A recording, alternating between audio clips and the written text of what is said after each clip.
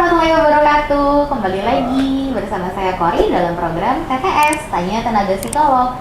Kali ini saya masih ditemani nih dengan Mas Ogut Tosta. Assalamualaikum. Dan Ibu Triyulika. Assalamualaikum. Atau saya menyapanya Mbak Yayang ya biar lebih akrab. Juga dari Rizka dari jendela sekolah. Iya, dia lupa. Jendela sekolah.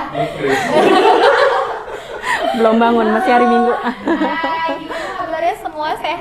Alhamdulillah. Sehat ya, oke. Makasih semuanya. Kali ini kita mau bincang-bincang lagi dengan tema yang gak kalah menarik dari sebelum-sebelumnya, yaitu tentang pendidikan seksual usia dini pada anak. Jadi kita bahas sex education ya untuk anak-anak bersama psikolog klinis anak, Ibu Yayang. Kayaknya langsung aja kali ya teman-teman ya.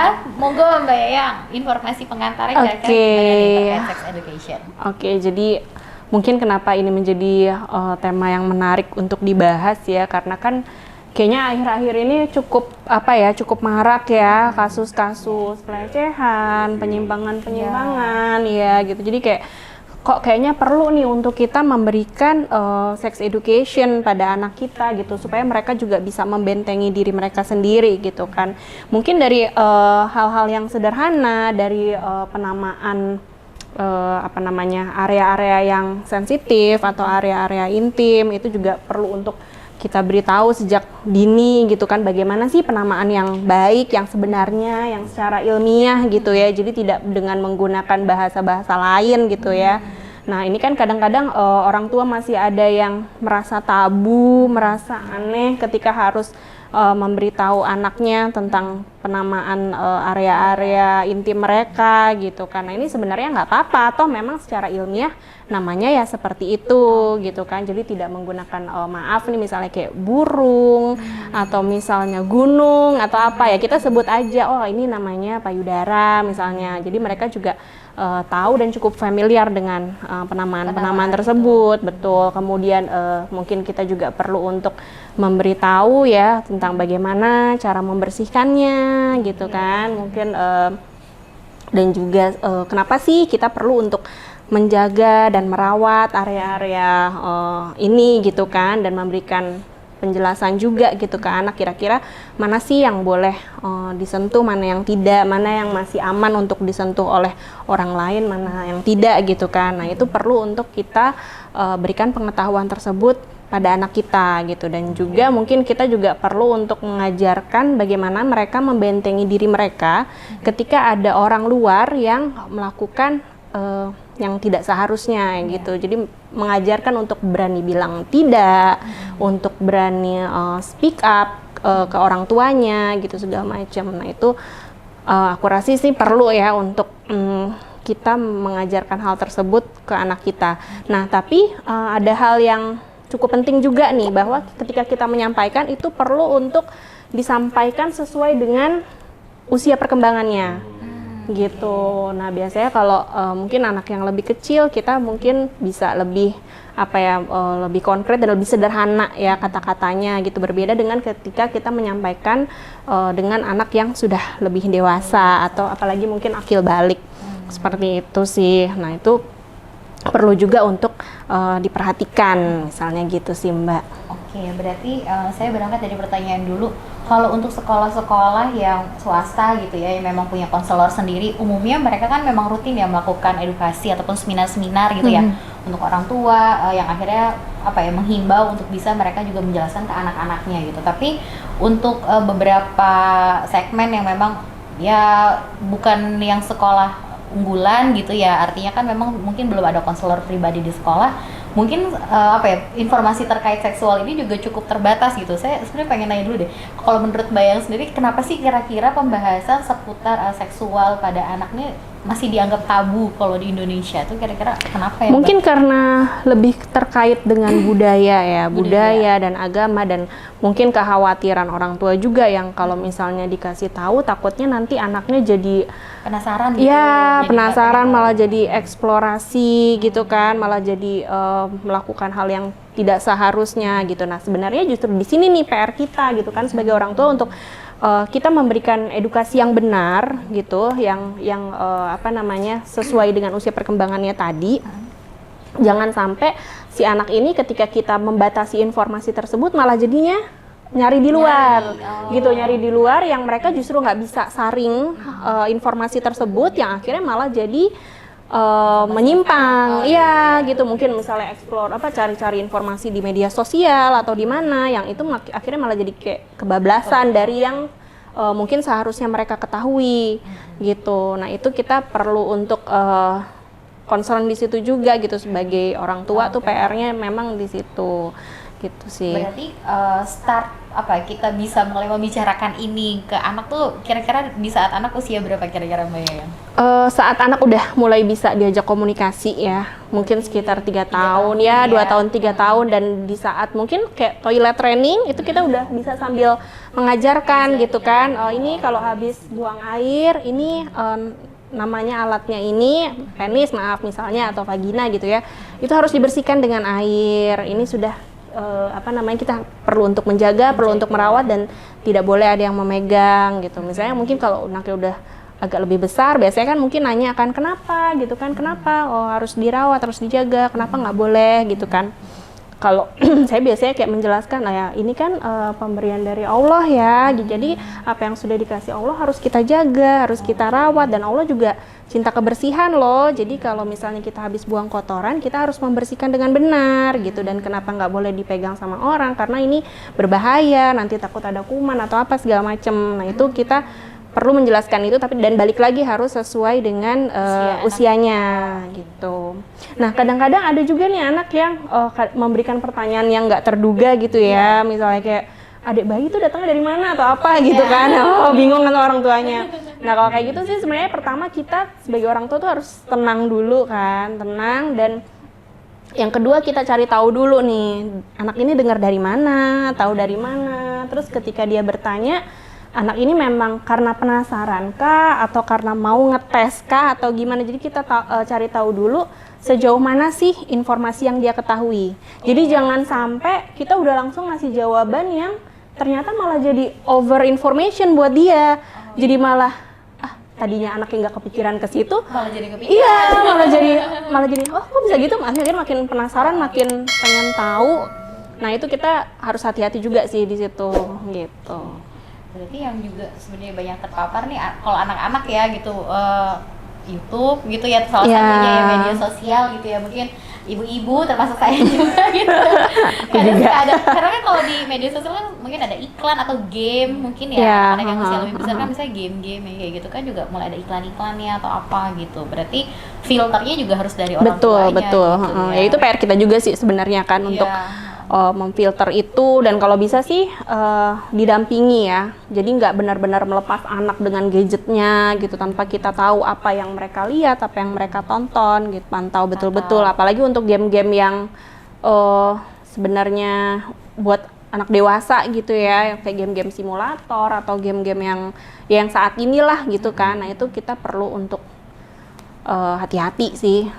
Karena kan biasanya anak mungkin yang tadi yang nggak tahu apa-apa karena melihat itu kan jadi penasaran gitu ya. Nah, cikal bakalnya bisa jadi dari situ. Berarti contoh komunikasi yang bisa dilakukan oleh orang tua untuk memulai pembicaraan ini, satu pada saat mungkin mandiin anak gitu ya, kita mulai jelaskan informasinya gitu. Tapi kan terkadang misalnya anak perempuan ya, berarti hanya tahu kan areanya hanya area perempuan. Gimana sih sebenarnya untuk bisa memberitahu juga, oh selain ada perempuan ada juga lo laki-laki gitu. Nah itu gimana sih Mbak untuk bisa memulai pembicaraan terkait hal itu gitu? Ya mungkin bisa dengan kita bermain peran, atau misalnya ini kayak nih mama sama papa, mama ini perempuan, papa ini laki-laki gitu kan, kita ini berbeda gitu. Atau misalnya dengan kayak kita main boneka, nih kalau boneka misalnya kalau perempuan seperti ini, atau misalnya dari gambar-gambar anak, kan ada ya kayak buku atau yang anatomi tubuh gitu ya, yang dari gambar kartun gitu. Nah kalau laki-laki tuh seperti ini, perempuan seperti ini berbeda gitu. Kalau perempuan disebutnya ini, kalau laki-laki disebutnya itu gitu misalnya.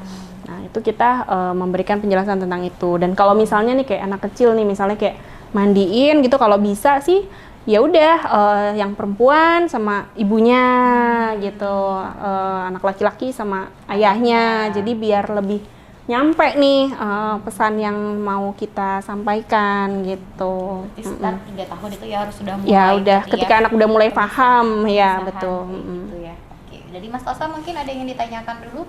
Kalau yang mandiin misalkan susternya gitu atau neninya gitu, gimana tuh kalau anak laki-laki? Kalau misalnya masih usianya kayak masih kecil banget gitu ya Mas, mungkin kita masih nggak apa-apa dan kita masih bisa ngasih pengertian nih, berarti yang boleh itu cuma mama, papa, sama neni misalnya. Tapi tetap sih kita harus kasih batasan usia Mas. Misalnya mulai umur 4 tahun pelan-pelan kita kasih tahu nih, nih ayo gosok area ini gitu. Mungkin belakang masih susah, nanti yang dibantuin sama Encus belakangnya aja ya, nanti depan kamu gosok sendiri ya. Udah gitu. mulai dia lakukan sendiri pembersihan itu ya. Gitu sih. Rizka mau nanya. Oh, Rizka mau nanya ya? Silakan. Iya kan apa namanya, kakak punya anak umur 6 tahun. Nah terus tuh kalau setiap puasa kan kalau cewek tuh ada PMS ya Bu. Nah kadang tuh kakak tuh belum bisa ngejelasin ke anaknya cara ngejelasin kalau cewek tuh ada PMS. Jadi tuh kalau misalnya Rizka atau kakak lagi PMS tuh jadi kayak ngumpet, jadi jangan sampai ketahuan dia. Jadi tuh dia taunya kalau kita sampai ketahuan dia, oh tante nggak sahur ya, oh mama nggak sahur ya, jadi nggak puasa gitu. Nah, padahal kakak juga pengen ngejelasin, oh jadi tuh cewek tuh kalau ini ada PMS-nya gitu, tapi masih bingung. Terus itu gimana? Anaknya cewek cowok? Cowok. Oh, anaknya cowok.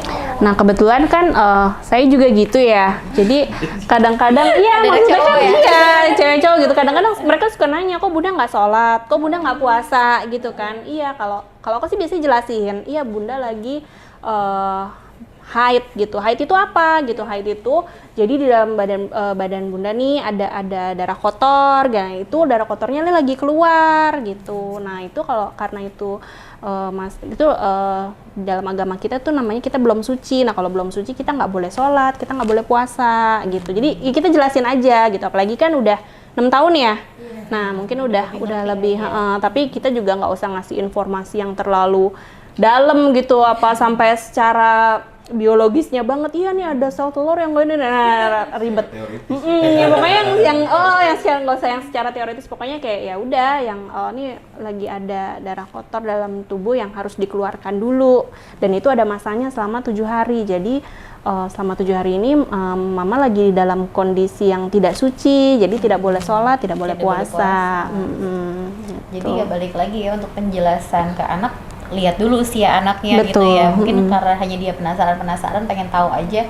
Ya udah berarti informasinya juga jangan sampai berlebihan. Betul. Ya ibu-ibu, bapak gitu. Jadi balik lagi lihat usia anaknya gitu ya. Kemudian saya ingin coba bertanya, gimana sih sebenarnya cara menunjukkan hubungan yang sehat dalam keluarga, misalnya ayah dan ibu, untuk bisa menjadi contoh untuk anak gitu ya. Karena kan anak pasti kan mengcopy apa yang mereka lihat gitu ya, apa yang mereka rasakan ataupun dilakukan oleh orang-orang yang di sekitar. Gimana sih sebenarnya wujud bentuk kasih sayang ayah dan ibu yang boleh ditujukan kepada anak, terus sampai sebatas apa sih Mbak Yaya? Oke. Jadi kalau misalnya mungkin ini ya Mbak, misalnya kayak kalau kita lagi mau sama suami gitu ya, misalnya sama pasangan gitu ya, mungkin kayak misalnya ya nggak apa-apa sih kalau aku sih kayak peluk gitu, rangkul-rangkulan gitu ya, tapi tetap ada batasannya ya. Maksudnya ya itu kayak kita nunjukin kalau iya nih kalau udah nikah boleh seperti ini, boleh dipeluk gitu ya. Itu kita ngasih contoh supaya anak juga tahu, oh kalau misalnya kayak gini berarti hanya boleh ketika menikah gitu misalnya gitu. Dan supaya mereka juga melihat bagaimana yang namanya pria itu menyayangi wanita dan sebaliknya itu seperti apa. Terus kalau misalnya kayak mungkin ini juga ya Mbak, kayak misalnya kalau kita berkonflik gitu ya, kita konflik sama pasangan, takutnya anak jadi trauma dan kedepannya menimbulkan penyimpangan tertentu, misalnya karena trauma tertentu itu ya. Nah itu mungkin gak apa-apa sih, sebisa mungkin sih kita kalau misalnya kita mau berkonflik sama pasangan itu kan tidak di hadapan anak. Jadi sebisa mungkin, tapi mungkin kalau misalnya anak sudah terlanjur mendengar konflik atau gimana, melihat, kita mungkin perlu menjelaskan bahwa ya ini papa sama mama lagi ada beda pendapat gitu, dan beda pendapat itu adalah suatu hal yang wajar gitu, tapi setelah ini kita akan baik-baik aja, kita akan berdiskusi dan akan baik-baik aja gitu, jadi supaya tidak terlalu menimbulkan trauma pada anak ini. Gitu sih. Karena kan biasanya mungkin kalau pulang kerja bisa ngelihat cium tangan atau apa, sekarang anak suka, aku juga gitu. Ikut-ikutan gitu. Jadi Ya itu sih yang kayak gitu ya, berarti masih boleh sebenarnya dalam batas-batas yang wajar gitu ya, wujud kasih sayang. Nah terkait tadi kita menjelaskan bahwa nanti kalau sudah menikah boleh. Nah kebetulan anak saya anak saya 3 tahun setengah, dia tuh suka banget sama baju-baju princess, mahkota, crown yang kayak gitu-gitu. Artinya waktu itu saya pernah ngajak dia ke suatu acara pernikahan gitu ya, kondangan lah gitu ya. Sudah ngeliat, oh itu ada princess ya gitu. Jadi dia selalu bilang, iya itu pernikahan princess. Nanti aku pengen kayak gitu. Dan aku kadang suka bingung ngejelasinnya arti pernikahan tuh berarti gimana ya, harus dijelaskan ke anak.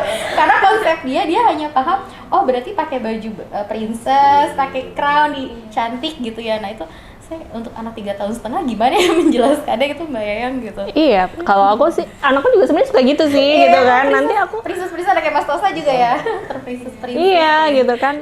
Bahkan kalau anak aku yang perempuan dulu waktu kecil, iya nikahnya nanti sama Yanda ya, gitu sama bapaknya gitu kan. Juga dia bilang kayak gitu. Iya, kadang-kadang aku bilang, iya nanti kita jelasin aja, iya nanti kamu bisa kok menikah pakai baju seperti itu. Tapi nanti kalau udah gede tuh lihat tuh harus segede tante itu dulu, baru bisa menikah. Kalau sekarang kamu belajar dulu, main-main dulu. Nanti kamu boleh loh pakai baju princess nanti kalau udah besar ya kan, udah nanti ketemu sama orang gitu kan. Nanti pasti ada waktunya. Berarti sebenarnya informasi itu kan hanya sebatas dia penasaran ya, Iya. gitu. Misalnya, oh ternyata ada ini, dia baru lihat lagi, oh ada ini gitu ya. Jadi balik lagi nih ke orang tuanya sebenarnya pintar-pintar harus memilih kata juga untuk bisa ngobrol sama anak gitu. Ada lagi nggak kira-kira Mas Tosa yang mau ditanyain sama Mbak Yayang? Kalau aku sih lebih ke ini sih, gimana sih caranya, apa ada batas umur? Kan tadi umur ya, kalau misalkan ngasih tahu ini nggak boleh disentuh nih sama orang sembarangan, yang boleh nyentuh cuman ibunya gitu kan, atau ini bahkan saudara perempuannya juga kalau bisa jangan sentuh, atau laki-laki jangan Karena kan sentuh. saudara perempuan laki-laki ya gitu. Kayak gitu-gitu. Nah itu umur berapa kira-kira? Ya itu tadi sih Mas, kalau misalnya udah mulai bisa diajak komunikasi ya 2 tahun 3 tahun itu udah mulai pelan-pelan gitu. Kayak anakku juga sekarang kan yang satu udah 6 tahun, yang satu 4 tahun. Jadi kalau misalnya mau mandi udah buka bajunya nggak boleh sembarangan lagi gitu. Paling mentok tuh depan pintu kamar mandi baru boleh gitu. Benar-benar diajarkan etika malu juga. Benar. Gitu. Apalagi kalau udah usia sekolah gitu kan udah mungkin yang sekolah-sekolah agama gitu kan, kalau di kita kan mungkin agak lebih mudah ya di Islam. Oh ini batasan aurat itu kalau perempuan batasan auratnya segimana, kalau laki-laki batasan auratnya segimana Sama gitu. ini apa Mbak, kayak salim gitu kan, salim apa. Kalau aku sih ngasih tahu misalkan kalau orang yang deket aja nih salim gitu. Cuman kalau misalkan nggak deket aku nggak nyuruh tuh. Karena gini, apa namanya, kadang kan kalau deket kan kita tahu nih gitu kan orangnya gimana, dicium juga langsung nggak apa-apa gitu. Kadang orang nggak kenal kan pas abis salim tiba-tiba nyium atau gimana kan, itu yang aku khawatir itu gimana, bener nggak tuh kira-kira kalau aku lakuin kayak begitu, ngomong apa kalau misalkan orang kenal gitu udah salim sana gitu, tapi kalau nggak kenal orangnya sampai ngomong kok nggak salim gitu kan salim dulu sini gitu kan, aku juga nggak deket gitu kan, jadi aku kayak cuek aja deh di sini. Sebenarnya balik lagi ke anaknya. Kalau misalnya anaknya kalau cuma salim tangan aja gitu ya, kalau salim tangan aja misalnya anaknya ya dia nggak mau juga, ya kita bisa bantu backup anaknya, bilang aja gitu ke oh nih anak sorry ya, nih anak gue masih malu, masih belum mau buat salim tangan, nanti ya kalau misalnya dia udah nggak malu dan udah mau nanti salim tangan gitu, nggak apa-apa sih Mas. Soalnya berapa kali tuh pas salim gitu tiba-tiba langsung dicium-ciumin pipi. Nah kalau kayak gitu mungkin ya tadi ya bentengin anaknya kalau boleh salim tangan, tapi kalau untuk cium pipi apa, bilang kita harus ngajarin anaknya untuk berani bilang kalau dia nggak nyaman. Nggak mau om, nggak nyaman gitu kan, atau ya kita yang harus backup gitu, itu anak gue nggak nyaman nih kalau dicium gitu, salim tangan aja gitu, kita yang harus tegas ngasih batasan juga gitu. Berarti sih terkait sama komunikasi ke orang lain pun juga, aku kan kadang juga masih mikir ya gimana caranya ngomong ke orang tuh biar nggak sakit hati ya, biar nggak tersinggung ya, mau ke apa ART sendiri atau siapa gitu kan. Kadang kan kita nggak tahu dia habis ngapain atau gimana kan, atau laki-laki lagi kayak om-omnya ini kan habis ngerokok atau gimana kan. Cuman kan karena udah dianggap kayak saudara sendiri gitu, cuman gimana cara komunikasi ke orang tersebut biar dia nggak sakit hati kalau tolong jangan cium mukanya kayak gitu-gitu. Kan kesannya kadang kalau di Indonesia tuh gimana kayak Iya, kayak lebay banget gitu ya. Gitu, Nggak apa-apa sih, kita bilang aja sorry ya untuk cium gitu, walaupun cuma cium pipi, kayaknya jangan dulu karena anak gue sendiri sih kayaknya nggak nyaman gitu, atau mungkin bisa bilang sensitif atau gimana. Jadi kalau salim tangan aja nggak apa-apa gitu. Tapi kalau mau cium ya bolehlah kepala gitu kan, misalnya cium kepala masih nggak apa-apa misalnya. Tapi kalau untuk cium pipi nggak ya gitu, nggak apa-apa sih, kita harus berani bikin juga, ya kan? Iya. Nah itu kan hal-hal yang mungkin nggak biasa ya kita lakukan gitu, jadi ya udah deh gitu, karena emang kulturnya kayak gitu nggak enakan gitu ya. Padahal sebenarnya kita juga boleh kok memberikan batasan juga ke orang lain bahwa oh sampai di sini aja ya, karena kami punya kebiasaan seperti ini, itu kan nggak apa-apa ya untuk kita jelaskan. Terkait juga tadi pendidikan kepada anak, berarti informasinya pun nggak bisa kita sekarang ngasih tahu nih di usia anak, misalnya saya 3,5 tahun ya, kita edukasi kayak gitu. Nanti di saat usianya bertambah kan berarti edukasinya juga semakin bertambah gitu kan ya Mbak ya. Itu se-smooth apa sih kita harus bisa memberikan informasi itu, kayak tadi misalnya mandi, yang perempuan sama perempuan, yang laki-laki sama laki-laki. Nanti kemudian kita jelaskan oh areanya ini. Nanti mungkin usia sekolah kan informasinya juga akan semakin luas ya, kayak dia ketemu teman-teman di sekolah, laki-laki perempuan ya, kita kan nggak tahu ya situasi di luar dan lingkungan keluarga tuh kayak apa, gimana sih cara kita untuk bisa memprotek anak juga untuk dia bisa melindungi dirinya lah gitu di saat dia ada di luar rumah gitu, mungkin sekolah gitu contohnya. Itu sih paling kalau pertama tadi ya, anak harus tahu dulu mana yang area masih aman dan tidak aman untuk disentuh. Oke, misalnya apa nih Mbak?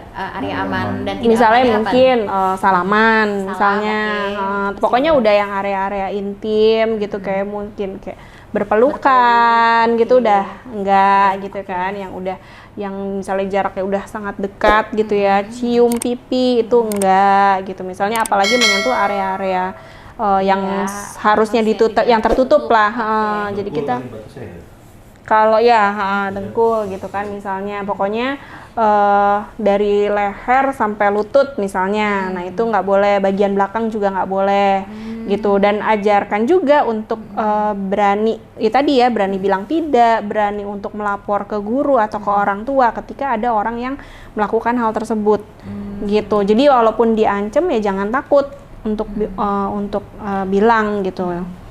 Mungkin kalau untuk usia anak TK atau mungkin kelas 1, kelas 2 SD, di saat ada yang melakukan hal yang tidak semestinya gitu ya, berusaha untuk melakukan hal itu, pasti kan dia akan malah ada ini. Tapi untuk usia yang lebih besar, misal kelas 3, kelas 4 itu kan udah secara nggak langsung mereka mungkin udah mulai ngerti ya gitu. Ada perempuan, ada laki-laki gitu. Nauzubillah gitu, suatu saat nanti di luar sana ada anak-anak yang memang ternyata dilakukan pelecehan gitu ataupun tindakan-tindakan yang tidak semestinya, dan merasa malu untuk bisa mengungkapkan apa yang udah dia katakan tuh gimana sih Mbak gitu. Jadi apa nih yang sebenarnya harus dilakukan pertama gitu? Apakah orang tuanya harus sering diskusi sama anak kah gitu, atau sering tanya, atau gimana gitu? Iya, preventifnya itu sih tetap balik lagi, intinya kalau sama anak nih harus banyak-banyak bonding, banyak-banyak koneksi. Jadi supaya anak ini ngerasa nyaman, supaya anak ini ngerasa akan selalu ada orang yang melindungi dia, bagaimanapun kondisi dia gitu, akan ada orang yang selalu melindungi dan menerima dia gitu, gimana pun kondisinya dia. Jadi jangan sampai kita sebagai orang tuanya malah nggak bisa melindungi dia gitu. Anak merasa malah nanti aku kalau ngomong sama mamaku malah aku nih yang dimarahin. Kalau dimarahin kan gitu ya. Benar. Gitu. Malah kadang-kadang kita orang tua yang apaan sih cuma dicium pipi gitu aja malah. Nah, jangan sampai kita kayak gitu. Jadi kayak kita validasilah perasaan anak kita gitu kan, tentang apa yang dialami, tentang apa yang oke, kamu nggak nyaman ya kalau dicium pipinya, kamu nggak nyaman ya kalau harus salaman sama om itu misalnya. Ya nggak apa-apa gitu, kita tetap ngasih empati lah ke mereka gitu, memvalidasi perasaan mereka, terima mereka supaya mereka merasa aman dulu, merasa aman dan mereka tahu akan ada orang nih yang melindungi mereka gitu. Dan kalau misalnya kayak udah ada kejadiannya nih, mungkin bukan cuma sekedar kita membentengi anak kita juga ya. Mungkin kalau misalnya ada kejadian yang nggak menyenangkan, mungkin kita perlu, kalau misalnya pada anak-anak nih misalnya, kita mungkin perlu tahu juga nih, mungkin kalau perlu kita ketemu sama orang tua yang melakukan, kita harus cari tahu kenapa. Benar, gitu ya. kenapa dia melakukan hal seperti itu kita perlu cari tahu kenapa. Dan kalau misalnya memang ada masalah, ya kita sampaikan ke orang tuanya supaya anak ini bisa mendapatkan treatment. Gitu. Karena kan kenapa anak ini bisa melakukan pelaku ya istilahnya ya, pelaku ini kenapa bisa melakukan seperti itu kan mungkin bisa jadi mereka juga kurang edukasi dari orang tuanya, atau bahkan jangan-jangan dia juga korban juga, pernah jadi korban juga gitu. Nah ini yang kita makanya perlu nih untuk kita bondingnya kuat banget sama anak, koneksinya kuat banget sama anak supaya anak bisa lebih terbuka dan merasa aman sama kita gitu sih. Jadi kuncinya sebenarnya ya itu ya, kedekatan antara orang tua dan anak tuh harus dijalin supaya anak tuh ya kalau ada informasi apa-apa ya larinya pasti ke orang tua. Betul. Gitu, bukan cari di luar. Di luar gitu begitu temennya atau kemana gitu, tapi harus kembali lagi ke rumah. Tapi mungkin ada keluarga yang anaknya akhirnya merasa takut untuk cerita karena takut mamahnya misalnya langsung marah-marah dengan respon yang tidak terduga gitu. Misalnya dia bilang, "Ma, tadi di sekolah begini-begini," ternyata, "Oh, yang mana yang ini?" gitu. Kan ada anak-anak yang justru malah malu kalau orang tuanya justru ya yang terlalu over ekspresi gitu, overreaction gitu Kak ke situasi itu. Nah, itu gimana sih berarti? Nah, itu PR-nya kitanya juga, ya itu balik lagi kita harus tenang dulu sih. Kita harus tenang dulu gitu kan, terus pahami anaknya segala macam, kita validasi dan itu kita cari tahu lagi. Kenapa sih ada orang lain yang seperti itu. Nah ini kita perlu untuk menyampaikan kalau misalnya di sekolah gitu, kita perlu menyampaikan untuk ke pihak sekolah, ke pihak orang tuanya, ke gurunya, supaya anak ini juga nggak cuma orang tuanya tapi juga pihak sekolah juga bisa bantu dia gitu. Dan balik lagi sih sebenarnya ketika anak ini ngerasa nyaman sama orang tuanya ya mungkin dengan reaksi yang seperti itu pun anak akan tetap balik lagi sih ke orang tuanya gitu, akan tetap cerita. Bukan justru malah malu gitu ya. Justru emang orang tua merespon seperti itu, satu pasti karena dia sayang gitu ya. Kedua pasti ya siapa sih orang tua yang terima anaknya melakukan seperti itu ya. Tapi juga kita sebagai orang tua harus juga bisa bijak gitu ya, melihat suatu masalah juga berarti dengan tenang gitu ya, bukan langsung gerabak-gerubuk. Iya benar, kitanya harus tenang gitu dulu, ya. benar.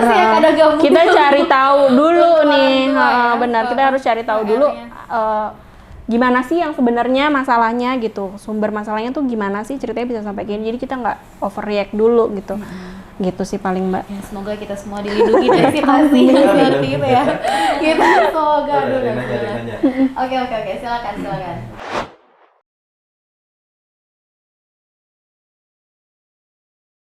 Oke, berarti mungkin belum ada edukasi dari orang tua. Nanti kamu kalau udah akhir balik akan begini gitu orang perempuan. Jadi dia kaget gimana cara ngomongin ke orang tua. Nah, itu berarti gimana tuh Mbak ya?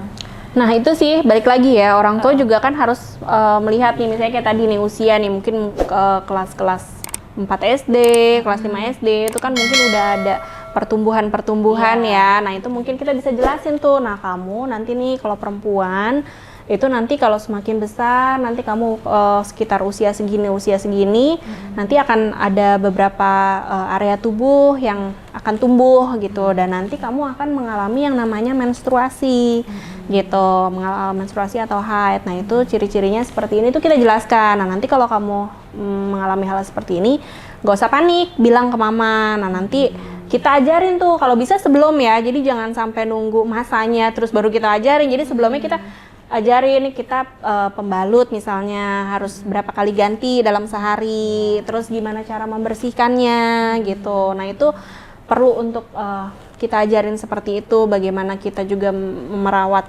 area intim tersebut gitu kalau misalnya kita sedang menstruasi, seperti itu sih. Nah itu kalau bisa dari sebelum masa itu, jadi anak nggak kaget ya, aduh satu kenapa nih gitu. Sambil ngobrol-ngobrol aja, kakak udah gede ya, udah umur segini ya, nanti Kak nanti jangan kaget ya, kalau nanti di usia segini nanti akan ada nih yang numbu-numbu, nanti kamu kalau ini misalnya pakai mini set gitu kan, nah nanti nggak apa-apa, nanti bilang aja ke mama, terus nanti kamu ada menstruasi tuh tanda-tandanya, misalnya pertama mungkin kecoklatan atau gimana gitu, kita jelasin aja, nanti kasih tahu mama ya, nanti kita sama-sama mama bantuin gimana ini kayak pemilihan pembalut apa segala macam, itu mungkin perlu untuk diedukasi. Ya, memang menjadi PR untuk orang Indonesia. Harus sesuai umurnya. Benar. Terus komunikasi juga apa adanya tapi dengan bahasa yang sederhana gitu. Benar. Iya. Nah, aku juga pengen nanya gini, kan anak-anak zaman sekarang tuh apa ya, berasa cepat dewasanya gitu.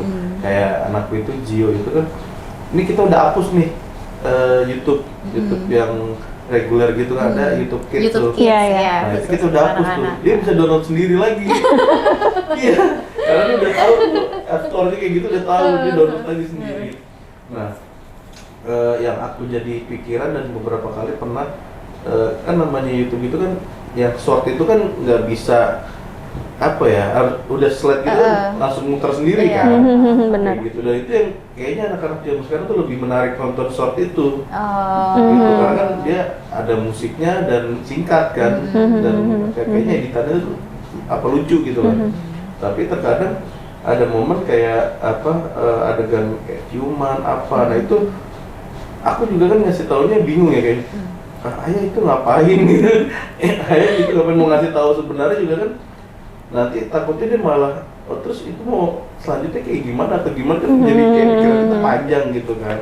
Nah itu gimana? Nah itu sih makanya balik lagi, kita kalau misalnya kayak gitu ya berarti harus kitanya yang dampingin gitu. Misalnya kayak kita sibuk sambil ngerjain apa, ya udah anaknya boleh nonton misalnya ya, tapi di sebelah kita, jadi kita masih bisa sambil ngintip-ngintip, atau misalnya suaranya digedein jadi kita tahu nih apa yang dia tonton. Kan kadang-kadang kan kalau misalnya tontonannya masih seputar anak-anak kan kadang-kadang lagu-lagunya lagu-lagu anak-anak gitu kan, jadi kita tahu apa yang dia tonton. Kalau misalnya dia ganti lagi, pasti suaranya ganti. Nah, kita intip lagi nih apa yang dia tonton, gitu. Nah, kalau misalnya kayak udah terlanjur gitu, misalnya dulu ponakan saya juga suka nonton yang Spider-Man, terus tiba-tiba ada Elsa-nya, terus tiba-tiba tidur bareng gitu ya, sebelah-sebelahan gitu. Nah, itu kita kayak, oke, besok nggak nonton ini lagi karena ini bukan buat anak-anak.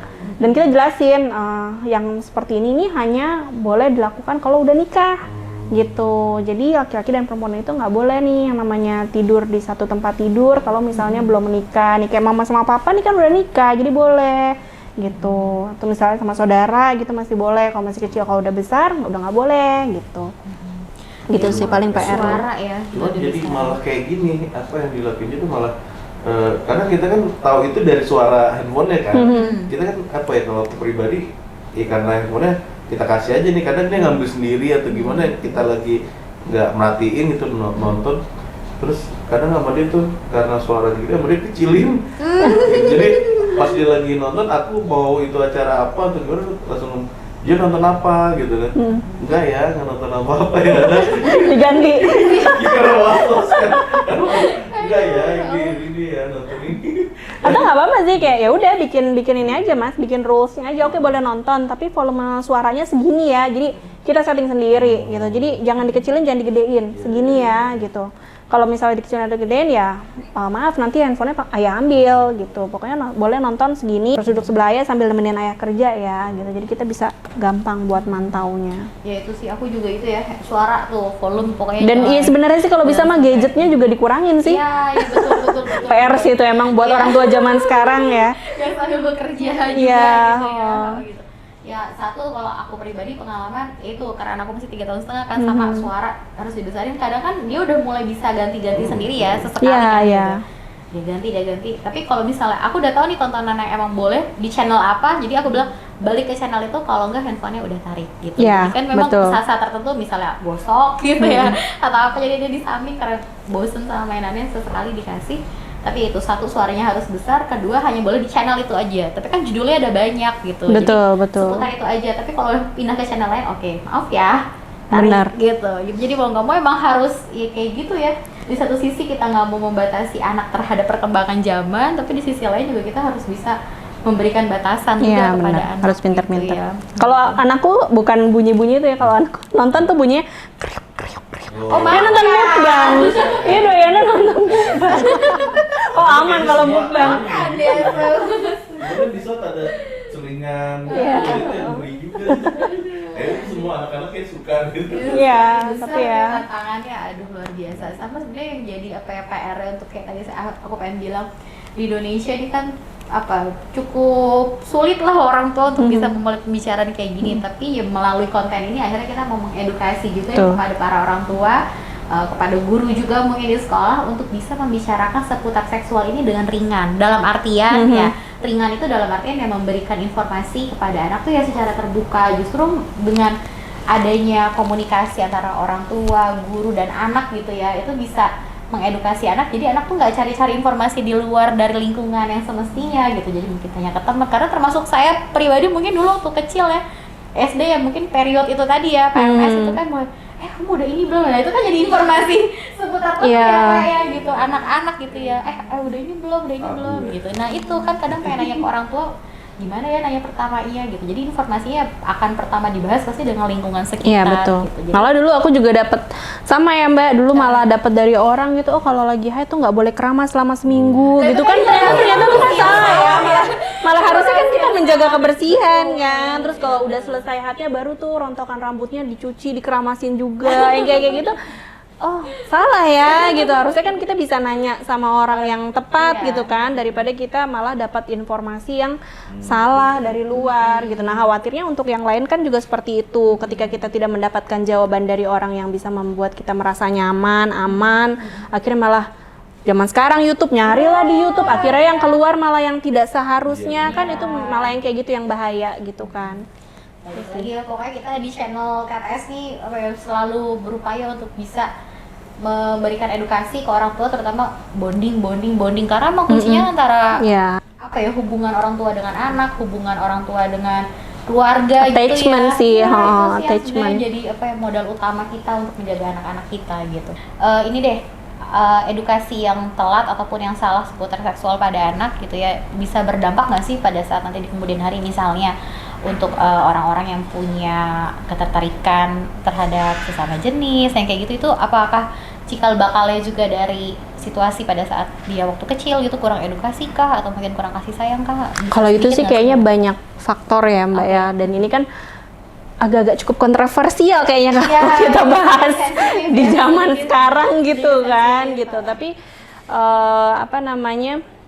itu banyak faktor, bisa jadi karena mungkin memang kurang edukasi atau bahkan mungkin adanya trauma di masa lalu, entah itu sama orang tuanya kah, entah itu sama orang lain kah gitu, apakah dia pernah menjadi korban atau gimana. Nah itu kan kita nggak bisa cuma ngelihat satu sisi, oh nih karena dia nggak punya dapat sex education waktu kecil gitu, kita nggak bisa ngelihat dari situ juga, tapi mungkin kita perlu untuk melihat banyak faktor, dan ketika kita udah tahu sumber masalahnya di mana ya, di situ yang kita perlu intervensi gitu. Berarti sebenarnya harus didampingi itu ya untuk situasi yang umum gitu ya, ya memang perempuan bisa tumbuh selayaknya kondisi perempuan pada umumnya, yang laki-laki pun bisa tumbuh perkembangannya juga sesuai dengan selayaknya laki-laki pada umumnya gitu ya. Jadi harapannya pasti untuk para orang tua nih bisa ya mendampingi anak-anak terus lah gitu ya, dengan kondisi seiring bertambahnya jauh tantangannya semakin luar biasa ya, karena saya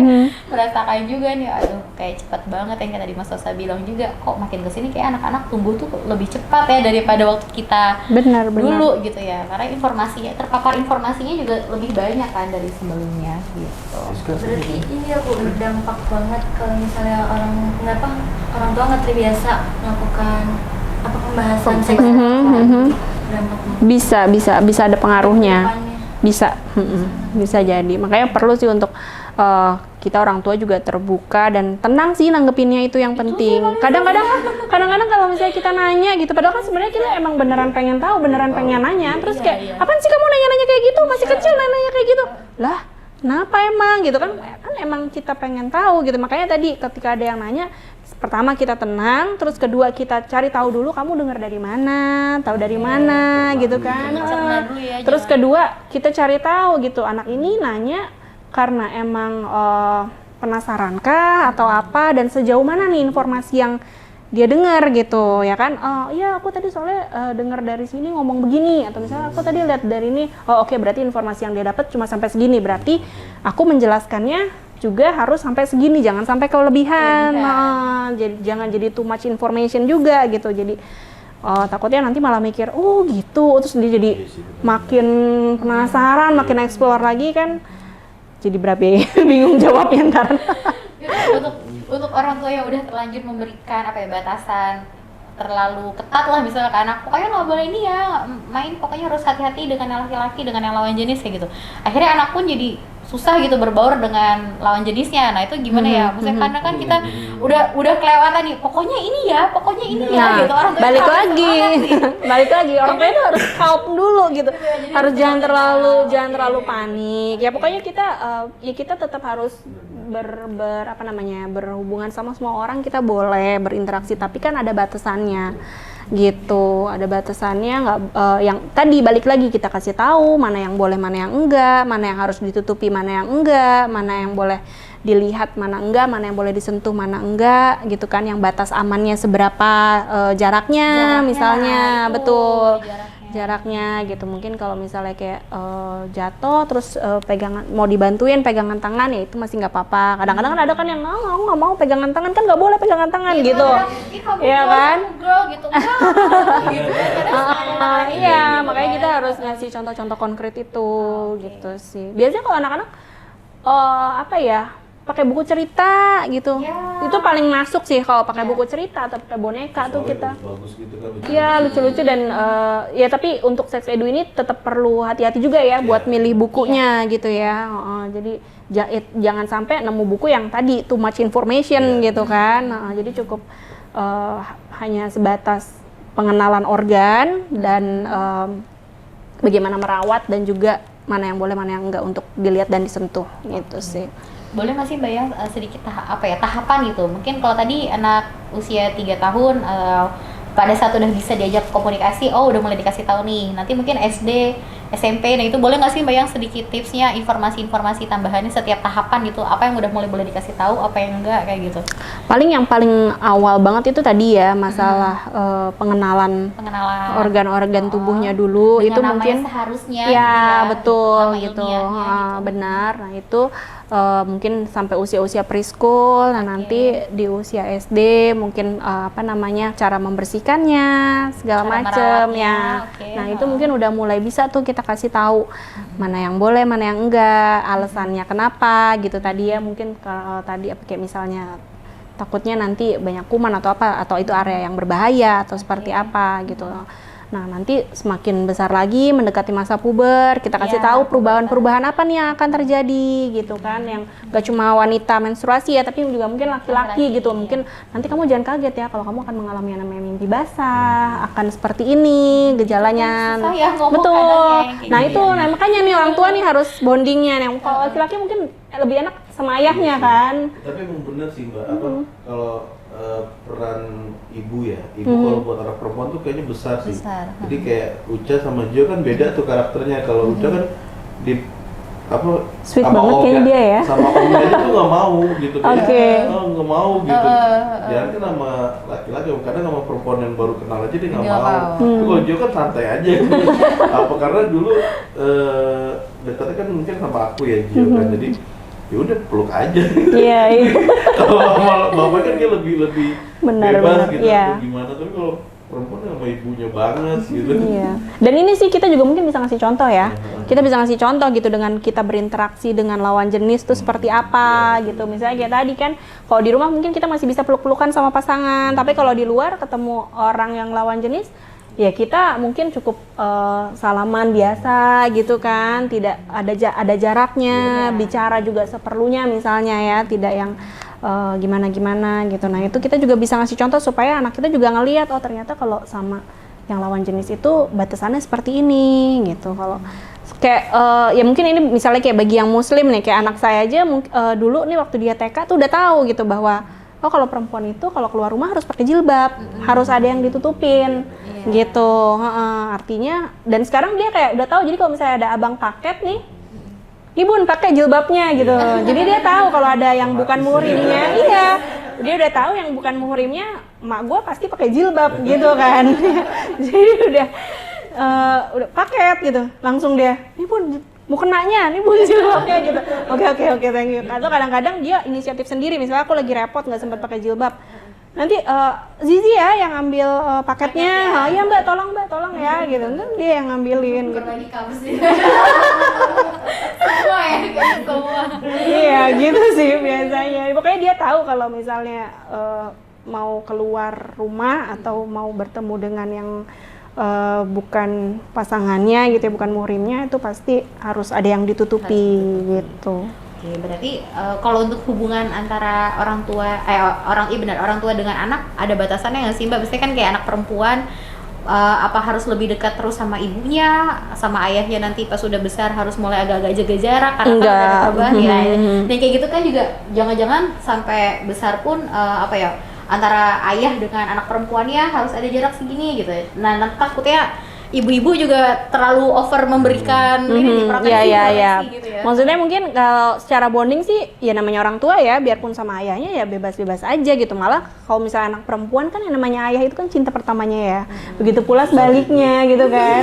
Iya kan?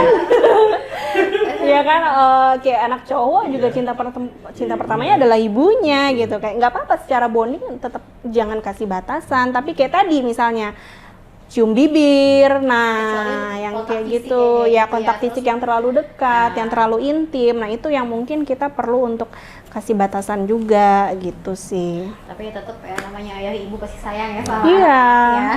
Kan gitu. menunjukkan rasa sayang nggak harus dengan kontak fisik yang terlalu intim juga gitu. Masih banyak ya dengan nemenin main ya kan, main bareng, baca buku bareng apa tuh kan juga udah bisa dari hati ke hati gitu sih. Oh ya ampun. Ya ampun, banyak ya ternyata. Gantiinnya apa? Enggak, jadi Rizka punya teman. Nah, teman tuh punya adik, teman itu seusia Rizka, punya adiknya tuh umur 2 tahun setengah, 2 tahunan lah. Terus kan ya itu disuruh mamanya dimandiin adiknya tuh. Nah pas mandiin adiknya tuh Rizka cerita sama Rizka, waktu gue mandiin adik gue, terus gue kan pas adik gue mau ngelirik ke gue gini, jangan lihat gitu. Nah maksudnya mau nanya seusia Rizka tuh kalau emang kayak gitu ngejelasin ke dianya tuh gimana ya buat Rizkanya? Nah maksudnya Ini tuh cewek sama cowok gitu. Iya, jadi tuh adiknya Rizka tuh cowok. Oh, adiknya cowok. Kan disuruh mamanya mandiin. Teman Rizka cewek. Teman Rizka cewek. Nah oke. terus pas kata teman Rizka pas dia mau, maksudnya dia namanya anak-anak kan nengok apa gimana, kata teman Rizka, jangan lihat. Oh, jadi mandi bareng. Mandi bareng. Ya, Kan oke. Masih apaan sih gitu. Nah kalau itu sih kalau bisa sih, apalagi kalau misalnya udah besar ya, kalau bisa sih jangan. 2 tahun ya? 2 tahun. Ya, tapi kakaknya kan udah besar ya. Iya. Nah, kalau bisa sih jangan. Kakaknya aja malu. Ya sebenarnya sama aja gitu, kayak kita kan orang tuanya ya. Ya kalau bisa sih sebisa mungkin juga jangan terlalu sering-sering memaparkan ya. Kalau bisa sih ya terpisah lah, kayak kita mau ganti baju aja. Walaupun orang tuanya sendiri ya, kalau bisa kalau kita mau ganti baju depan anak cowok gitu, sebisa mungkin sih dia tidak melihat kayak gitu. Yang anak perempuan juga seperti itu gitu kan. Nah kalau pakai baju. Kita sih kalau di rumah nggak pakai baju. tapi pakai bawahan ya. Bisa gundur-gundur kemana-mana. Pakai lah. Ya Allah. Tobat. Pakai baju nggak pakai bawahan. Jadi tuyul ntar. Maaf ya. Bisa di-cut nggak nih? Ada yang lain soalnya. Ya pokoknya kayak gitu sih. Kalau misalnya kayak disuruh mandiin adenya, ya udah mandiin aja adenya dulu, adenya selesai baru dia yang mandi gitu. Jangan makan diajak bersama-sama. Iya. Kita lagi juga. Iya gitu sih paling. Tapi iya ada pertanyaan kayak Jo gitu kan. Ayah kok teteh sama kayak ibu. Ayah gendut. Oh ayah gendut. Jadi ingin jelasin apa adanya aja, bahasanya yang apa ya nggak rumit gitu loh. Ya, ini lemak nak. Iya. Lihat tuh lemak, nggak kuat susu. Ya gitu sih. Ya mungkin kayak misalnya kayak kenapa sih misalnya ada yang nanya gitu, kenapa ya kalau cowok nggak ada, kalau perempuan kok ada payudaranya misalnya gitu. Ya kita bisa jelasin ya. Balik lagi, ini pemberian dari Allah. Kenapa dikasih ke wanita? Mungkin karena Allah ingin kita sebagai ibu memberikan makan pada anaknya gitu. Jadi itulah sebabnya kenapa wanita yang dikasih supaya bisa ngasih ASI buat anaknya gitu. Penjelasan-penjelasan yang kayak gitu aja. Boleh nanti kalau untuk teman-teman yang masih malu-malu mau tanya sekarang. Di IG boleh ku ada nanti nggak? Di di Instagramnya Mbak Yaya Nggak ada. Oke, aman. Belum ada yang tanya? Oke. Apa nggak ada yang nonton? Bayang semua. Oke. Hai semua, terima kasih yang sudah menonton. Terima kasih. Oke, kayaknya cukup ya pembahasannya, menarik, seru banget gitu ya. Kami juga berusaha untuk apa ya, nggak capek-capek lah terus memberikan edukasi nih kepada banyak masyarakat gitu ya tentang hal-hal yang sebenarnya masih dianggap tabu, tapi oh ada ya informasi kayak gini ya. Jadi edukasi-edukasi yang kayak gini supaya bisa berjalan terus. Untuk teman-teman semua yang memang sedang nonton kita live, kalau memang ada ide-ide tema gitu ya, boleh ya di komen gitu atau diinformasikan ke kita kira-kira di episode selanjutnya apalagi nih kira-kira pembahasan yang menarik gitu. Itu boleh banget. Sekali lagi saya ucapkan terima kasih untuk semua yang sudah memberikan peluang waktu menonton acara ini. Saya juga mohon maaf atas segala kekurangannya ya. Maksud kami adalah kembali lagi untuk mengedukasi sih, edukasi gitu. Tapi kalau memang ada kata-kata yang kurang berkenan atau mungkin kurang sopan, kami minta maaf yang sebesar-besarnya. Terima kasih Mas Terima Tosta. kasih Mbak Terima Kori. kasih Mbak Dayang. Jangan Sama-sama. Rizka juga. harus ya. Di episode berikutnya kira-kira bahas apa nih? Kita pikirkan nanti Kita sambil bisa. ngopi. Sambil ngopi. Komen-komen ya. Sambil komen-komen juga semuanya. Terima kasih juga Rizka dan Judul Sekolah ya. Sampai jumpa di episode berikutnya. Dah. Bye. Assalamualaikum. Assalamualaikum.